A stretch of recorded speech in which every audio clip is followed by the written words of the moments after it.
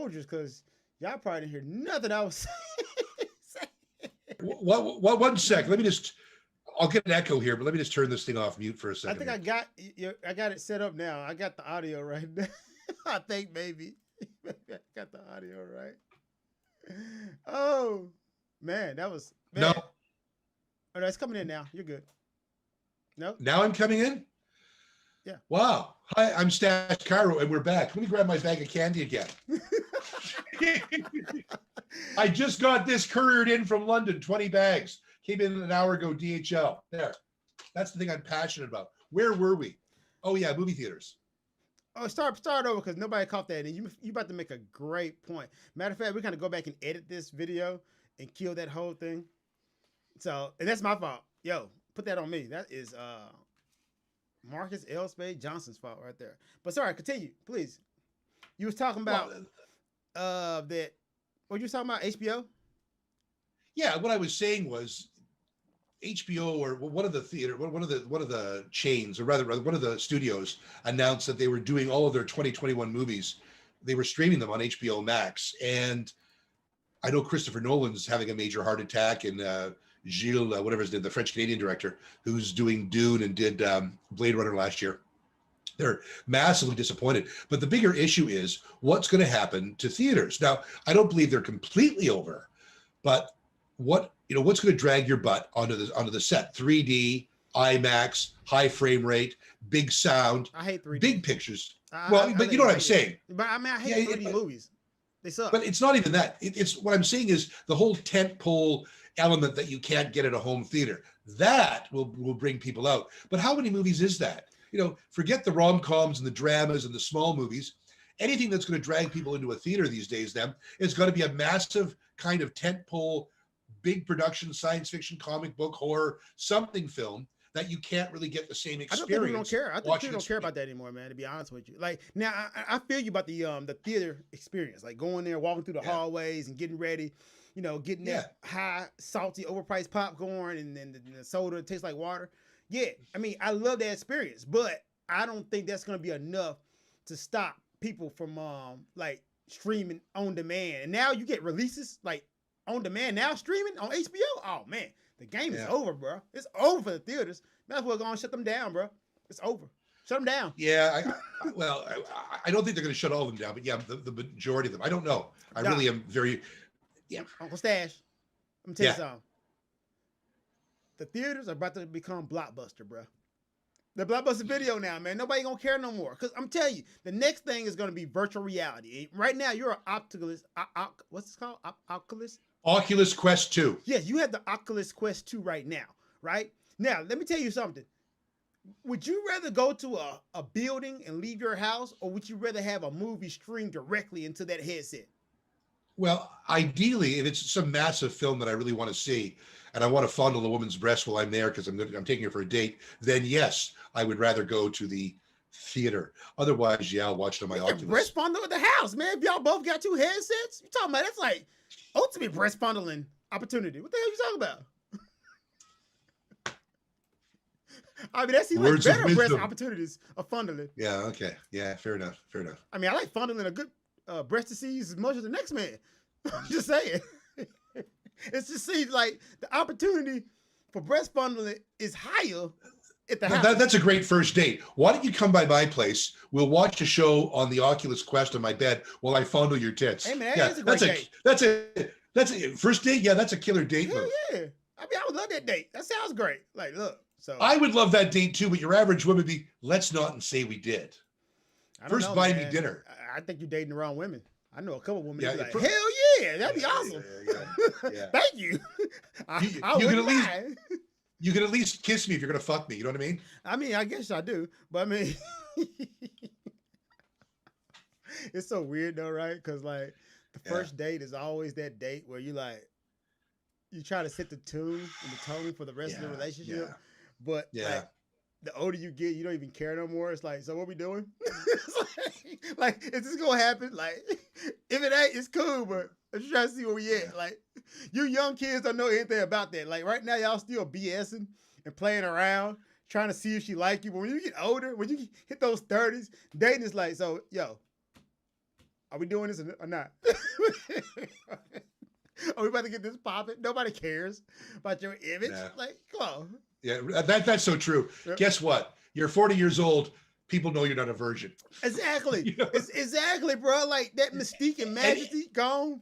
And if you are, there's a trouble, and I don't want to talk to you. You know what? Here's the thing, right? I tell everybody, dating past 30, you're not looking for a virgin. You're looking for slightly used baby mamas. I wasn't looking for a virgin when I was 18, for Christ's sake. You know what though? But that's the lie you kind of tell yourself, like, yo, man, look for that pure woman. Are you really? Never. Exactly. Are you? Never. Not Never. really. Never. No. Yeah. Fun times. Hey, girls just want to have fun. You know what I mean? You know what? What was that song really about, though? Like, girls really do just want to have fun. And thank God for us being in 2021 coming up, where women can be more sexually free. Did I ever tell you when I gave her threw her a beer, Cyndi Lauper? Yeah, you told me that story. Yeah. Tell it again, though. Real quick. So if you watch my video, Lesbian Twins and the Apartment from Hell, which you got to be over 18 to watch, during that period on Bedford Road, when I was living in that apartment, Cyndi Lauper, that album, She's So Unusual, hit, and she was playing about a 15-minute walk up the street from where I was living was the concert hall, and she was doing a gig there. And there was in Ontario back then, you could only buy beer at a beer store. So I had to walk 50 minutes to grab a 6-pack of brew. And I can remember it was summer, it was hot, and I was walking down the street with a 6-pack in my hand, probably Molson Canadian or whatever. And as I'm walking, I'm crossing by the concert hall on my way to my house on Bedford Road. And there's Cyndi Lauper outside. She wasn't smoking a joint or smoking a cigarette. I don't know. There's a couple of people with her. And she says in this heavy, thick, what? In this thick. Oh, for fuck's sake. No. That's me checking the YouTube screen. I'm sorry. Oh, okay. So as I was saying, so as I'm wandering past the concert hall, there's Cyndi Lauper's there with a bunch of guys, maybe her band, I don't know. And she's either smoking some weed or she's smoking a cigarette. I'm not sure what she was doing. But in this very thick New York accent, she goes, "Wow, I'd really like a beer." So I New York accent? It sounds like a Milwaukee accent. I can't do accents. Okay, I'm sorry, but I ripped a can of beer off the plastic, off the tag, and I tossed her a beer and said, "Love the song, Cyndi. Hey, thanks." And I kept on going back to the Lesbian Twins in the Apartment from Hell. I'm just mad Cyndi was drinking beer. How dare you, Cyndi? Wow. She just wanted to have fun. I guess she did get drunk. Yeah. I wonder how many mistakes she made. Well, I should have asked you for tickets, but that would have been Dick Class Say. It was a pure moment. Love the tune. Here's a brew. Go with God. I guess that's your moment, huh? Yeah, one of my few. Yeah, that's my glory. God knows there hasn't been much lately. All right. I mean, yeah, dude, but it ain't just you, man. The world is burning right now, dude. So, don't feel bad. Yeah, I had to submit. I'm not doing a lot of work, a little bit here and there, so I had to submit a report and an audio tape to a company, and so I submitted it earlier today. And on the email that I sent to them, I quoted the first line of Dorothy Fields Kern's "Someday when I'm awfully low, when the world is cold, I will feel a glow just thinking of you and the way you look tonight." That was the first line of my email. I said, "This just goes to show you I'm doing fuck all these days." Here's the interview and the report. Wow. Stash. That's true. But 11 o'clock this morning. Well, all right. Terrible segue here, but I found the story that I think that would really interest you. And I'm going to attempt to read it to you. It comes from Billboard News, right? Vinyl album sales hit historic highs in the U.S. after Black Friday 2020. And I'm going to be honest, I forgot all about Black Friday. I forgot about it. Like, seriously. I was never aware of it. I mean, it was never a big thing in Canada up until recently. But the time it became somewhat big. I mean, y'all do Boxing Day. But Boxing Day was always a thing. Evidently, because it's migrated up to Canada now. But I left 15 years ago. So when I left, there was no Black Friday. Wow. Really? Boxing Day. Yeah. I hear it's big now, but like I said, I haven't been back to Canada for years. I was there a couple of years ago during the summer. Well, but that was everybody's going to adopt. They've adopted it here in Japan too, and everybody's going to adopt it because it's just another reason to have a sale and get product off.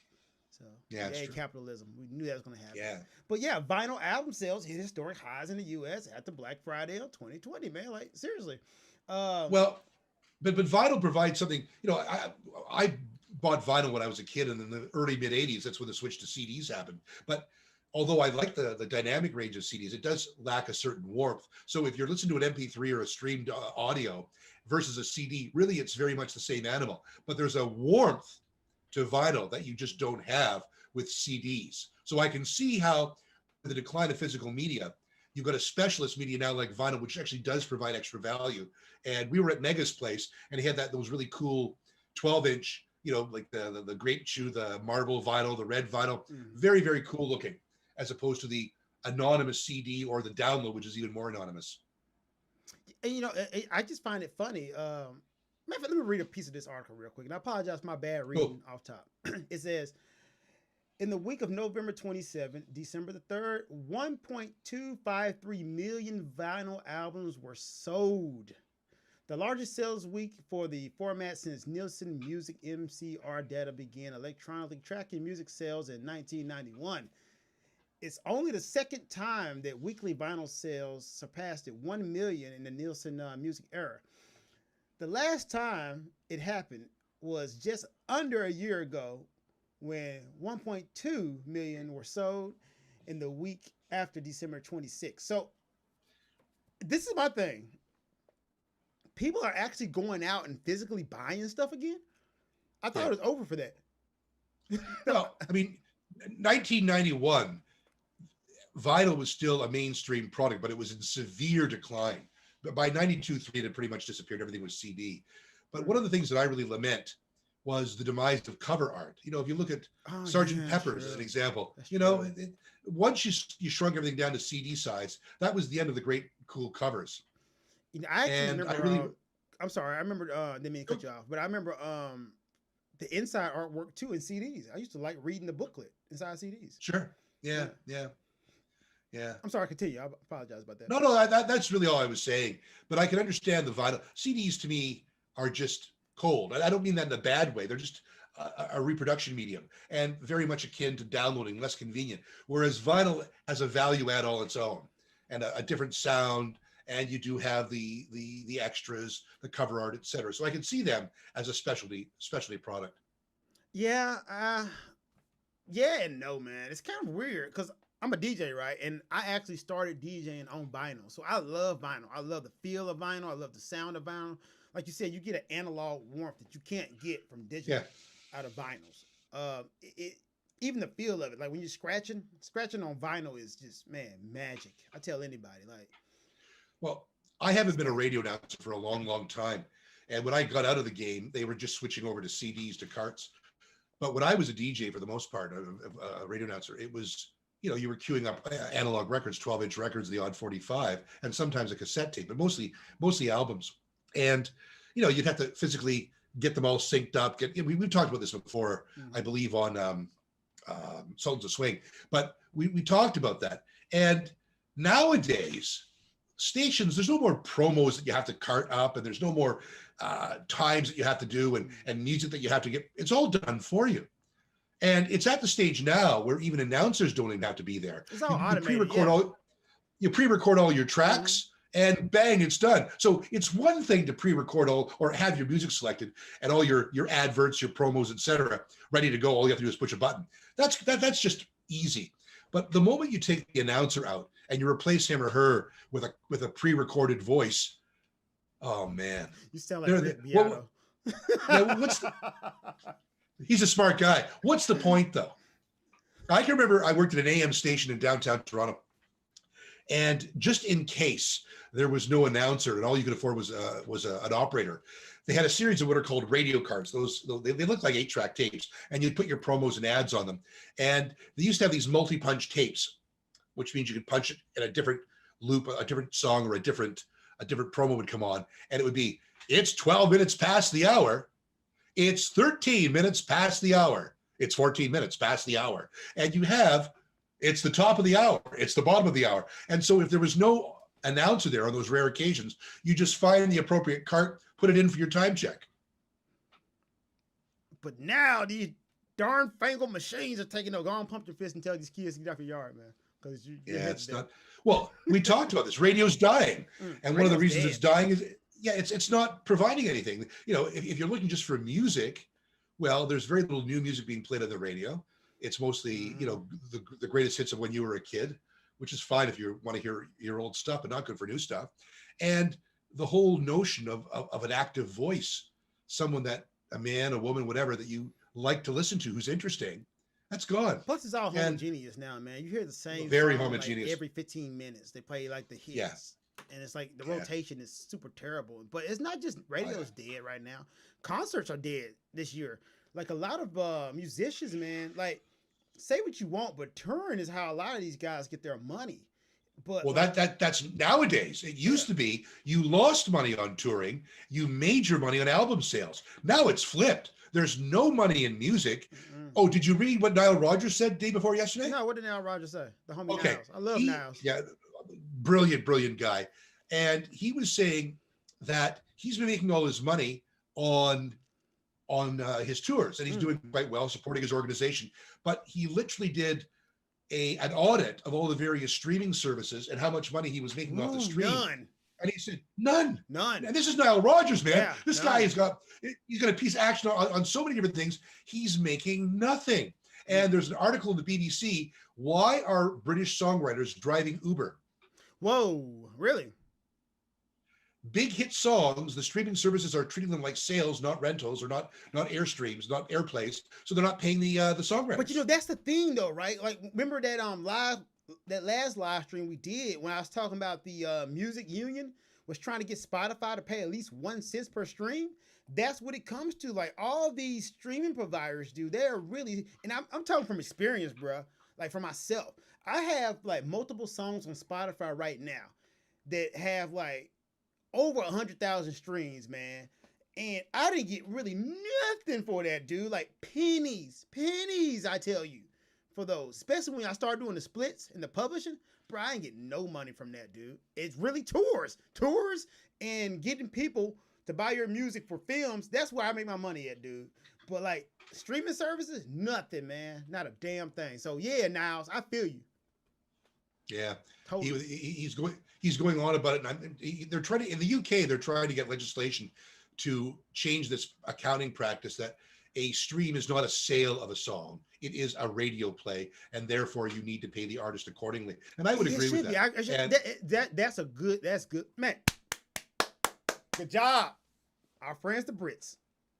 Hell yeah. Well, yeah, but Niles, the interview is actually on the BBC. And like I said, this guy's, how old is Niles now? 70? And I mean, he's made his money. Yeah, he's like Gene Simmons said the same thing. Look, I've made my money. I'm worth $400 million. I don't have to worry. You got to worry. Man, like, it's always been like little loopholes, right, in the industry. Remember where when Napster first took up and people was pirating and bootlegging CDs and stuff like that? The same thing has happened, but now it's just corporate. It's corporate bootlegging. Like, you're not even owning the movie. That music is not even yours. You're just basically licensing out the streaming provider to listen to all the music. And like you said, we're getting paid for sales instead of getting paid for as a broadcaster, which we should be. Yeah. When the Napster thing happened, David Bowie, a brilliant guy. You might not remember this. They called them Bowie bonds. Bowie monetized his entire music catalog, $50, $60, $70 million in a 10 plus year bond. And you had the rights to the money off of his catalog. Well, he was a smart guy. He literally did it a year before the shit happened. And if he had done it a year later, his bonds, and they were bonds with a maturity date, his estate's got all his money back now, all the rights back.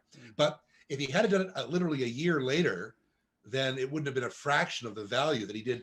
When he saw the Napster, he said, that's it. Smart guy. I'm out. Yeah. But the smart thing is he didn't sell the rights. Dylan yesterday sold all the rights to his music to Universal Music. Sold it yesterday for £260 million. And yesterday. Actually, Taylor Swift's music just got sold without her permission. Yeah, but this was Dylan's permission. Yeah, Taylor Swift, that was Scooter Braun. Scooter Braun, baby. Scooter Braun. That's Justin Bieber's boy. So, or Hey. rather, Bieber is his boy. One second, man. Talk to the people. I got a visitor in my door. 1 second. Hold on. You know, it's funny because I figured I was going to be on this damn thing when my delivery came, DHL courier.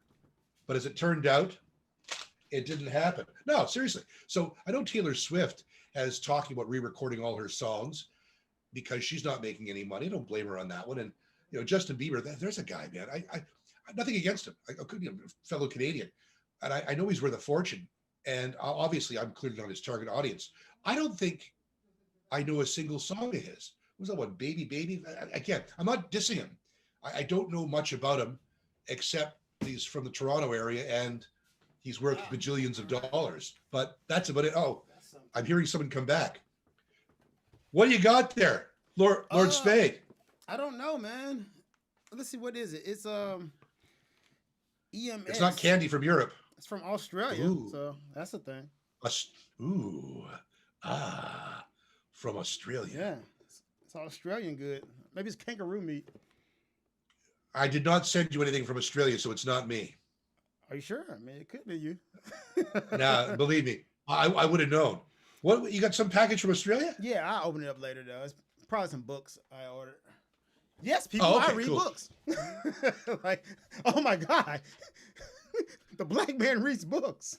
Hey man, it's funny. I'm not a big audiobook fan. I never have been, but a friend of mine, Deanna, likes audiobooks a lot. And probably 8-9 years ago, I was in Jimbocho, which here in Tokyo is the used book section of Japan, or Tokyo. Right. And I happened to be wandering through one of the used bookstores, again, around 10 years ago. And they had all these French translations of English novels for 100 yen each. And they were science fiction. So my French is horrible, but I picked up a lot of them. There was A Maze of Death, and there was by Philip K. Dick, and there was The Stars of My Destination by Alfred Bester. Yeah, hey, what did I say? So I just bought a bunch of them for 100 yen each, and I gave them to French speakers I knew over the years. And Deanna was one, and I gave her, either her or Estelle, I can't remember who, gave her a copy of The Stars of My Destination, but in French translation, even though it's an American English book. And so yesterday, by sheer chance, I happened to cross an audiobook copy of The Stars of My Destination by Alfred Bester. So I sent her I put it up to our server, and I sent it to her, and now she's listening to it. I know that's not a great story, but it filled space while you were opening your Australian package. Awesome. Yeah. I was actually holding up the book that you gave me. Good old George. Which Orwell's one? 1984. Man. Oh yeah, sure. Classic, man. Classic. Scary book, man. Yeah, it is, man. Everything's pretty much coming into fruition right now. Like, seriously, man. If you read 1984 now, it will scare the hell out of you. You're like, you know what? Damn, George. You may be right, dude. Like, Big Brother is always watching, my guy. Like, always watching. I hear they're shooting a new version of Brave New World by Huxley, which is another earlier dystopian novel.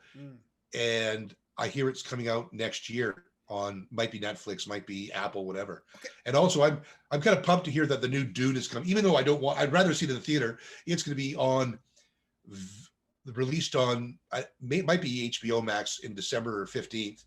So I'll watch that.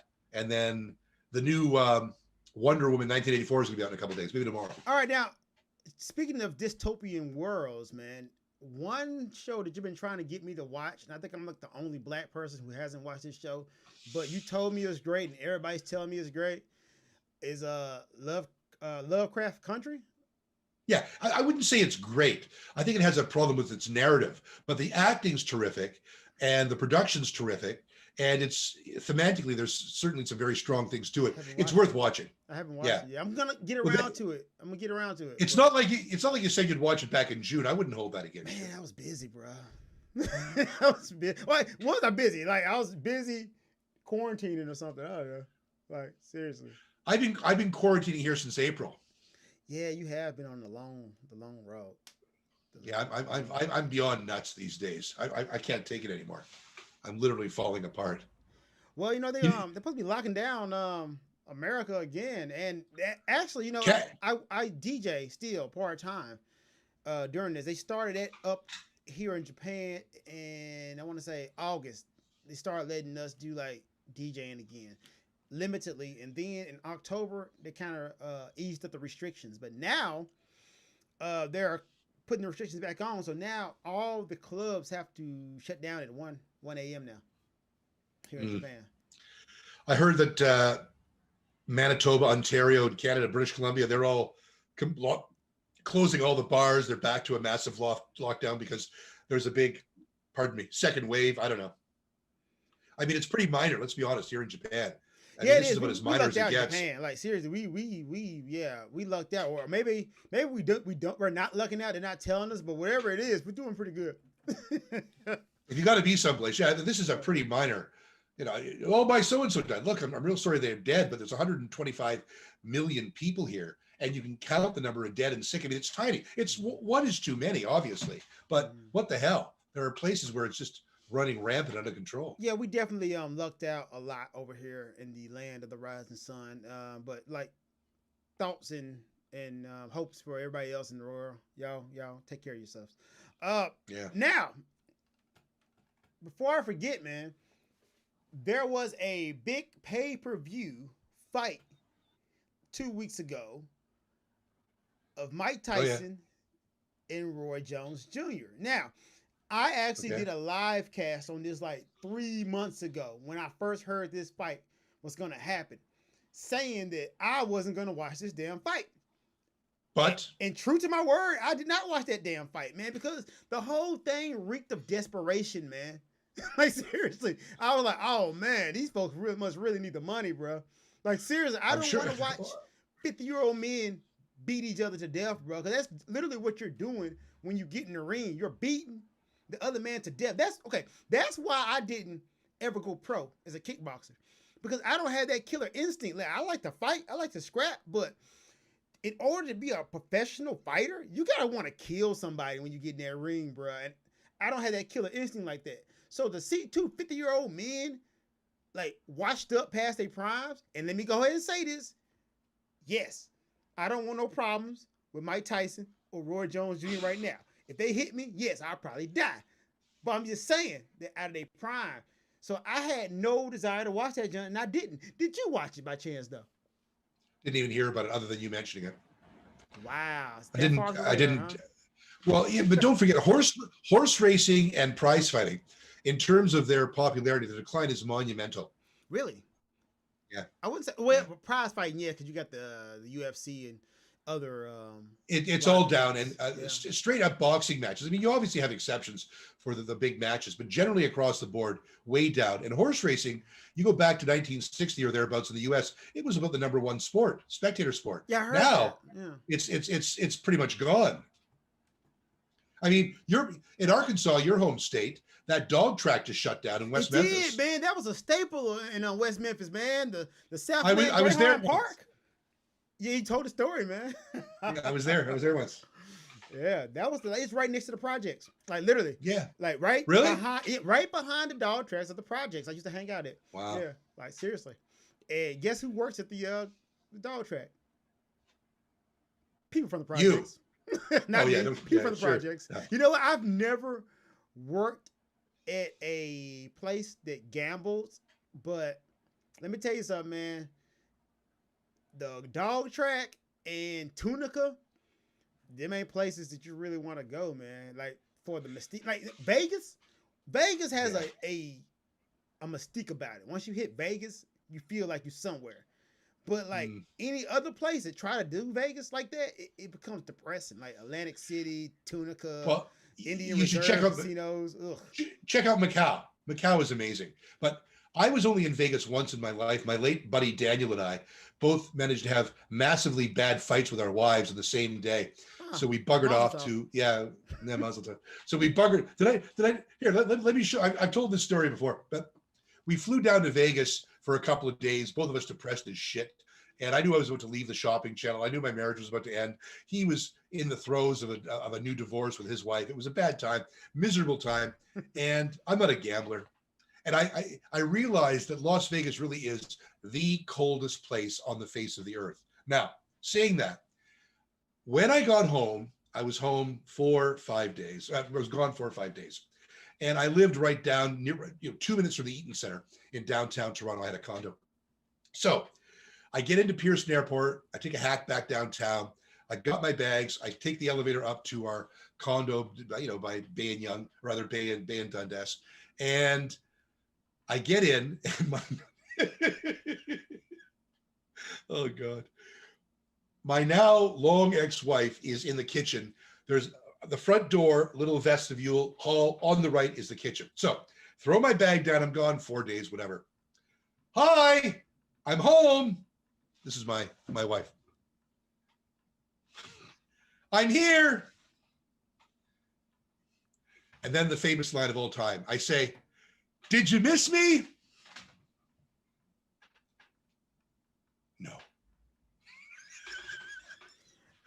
2 weeks later, I was out. Man, you know what? I thought you were gonna say something about Vegas, bro. Like I'm talking about Vegas, and you pivot all the way from Vegas, man. Like dude, what about Vegas, man? Sitting here depressing our viewership. Well, whenever I think about Vegas, I think about that story. I think about my late friend and being miserable in Vegas. It was 98 degrees. Oh, were you miserable in Vegas? Y'all couldn't find nothing to do in Vegas? Oh man, it's just a horrible city. Y'all didn't call no escorts? I think that's like white folks go to. I'm not going to go into details. We've already talked about that in my story about stealing the security card drunk. Oh wait, so you did? I'm talking about in Vegas though. Did y'all? I'm not. Escorts? I am not. I'm saying nothing about that.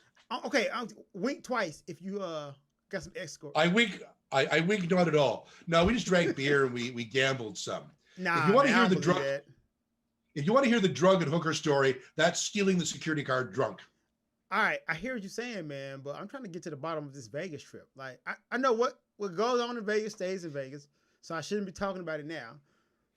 But you mean to tell me all that time in Vegas, nothing happened? Nothing. Was it maybe you and Daniel did or something? Just kidding. Nothing. Just certainly not that. Hey, man, no judgment if y'all did, man. Like, seriously. Yeah, no. All right, okay. Well, my time in Vegas was actually a lot better. Let me tell you something about Vegas, though. Vegas is the place where it's really hard to find somebody from Vegas. It's crazy because, like, my relatives live in Vegas. In Vegas, people are hilarious, man. First, they get into everywhere free. Like, everywhere they go, they get in free. They're like, yo, I'm from Vegas. You show your ID, you can get in. It's hilarious to me, man. But, like, everybody I met in Vegas was, like, literally from somewhere else. Like, yo, I'm visiting, which makes it easy for you to, fornicate. Which is great. All that it makes it easy for you to 3, 4, 5 fornicate. Yeah, seriously, man. You won't see a greater representation of America than Vegas because literally everybody flies into Vegas. So you will see every part of America in Las Vegas. Lord Spade, you should check out Macau. Macau is in what country? Macau's like Hong Kong. It's a special administrative region of China. Oh, okay, it's China. Yeah. Direct flights from Haneda to Macau. Really? Or you fly to Hong Kong and you take the ferry across, the jet ferry. I'm not a gambler, man. Yeah, but you want the hookers, the drugs, and the experience. I just feel like, man, cheaper hookers can be found in other South Asian countries.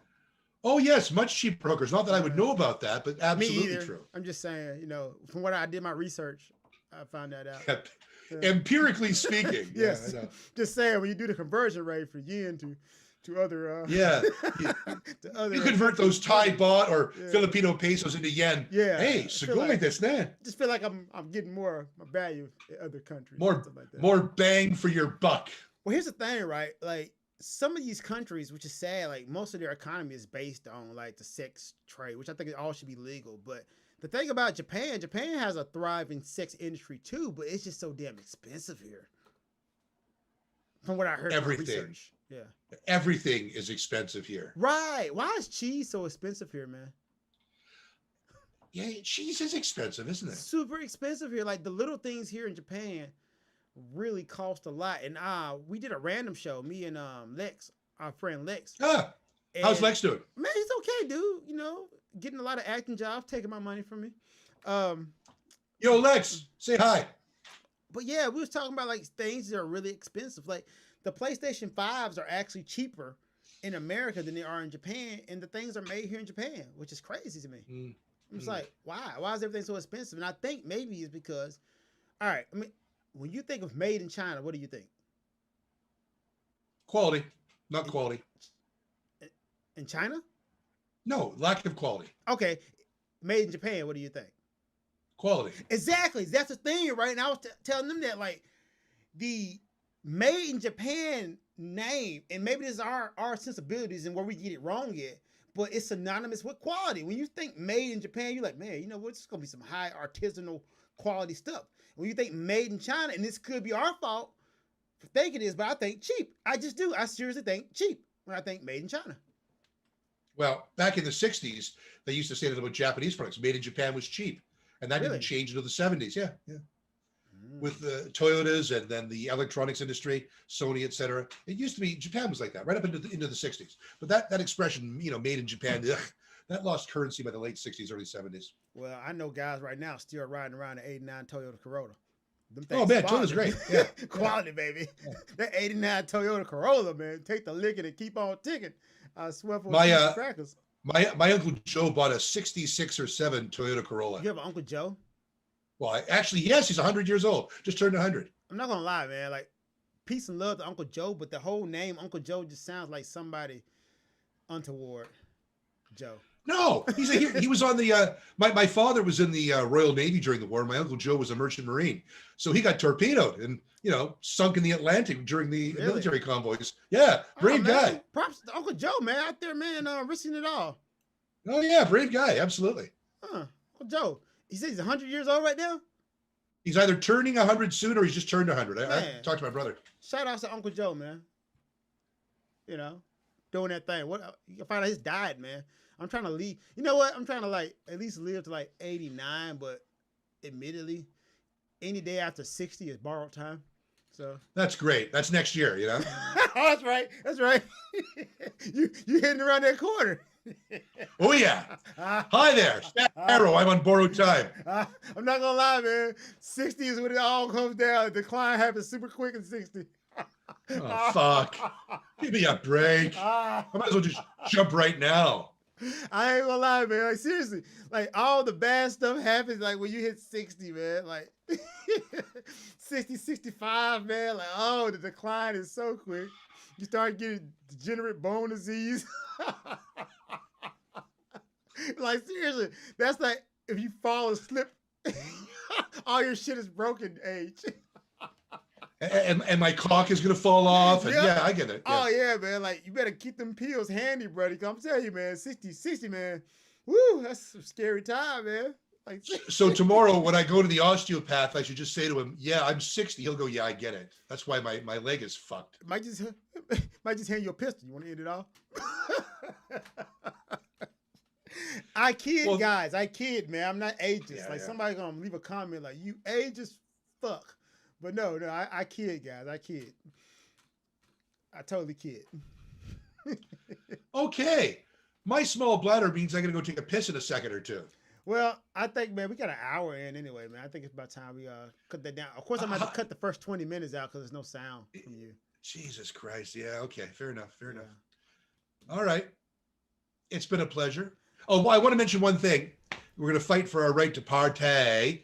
So it's at the translator now. We're going to have Beastie Boys, Brass Monkey up by Sunday. That's our last reaction video. And shortly thereafter, we'll have Rush and Subdivision. Should be up in 2 weeks. Right.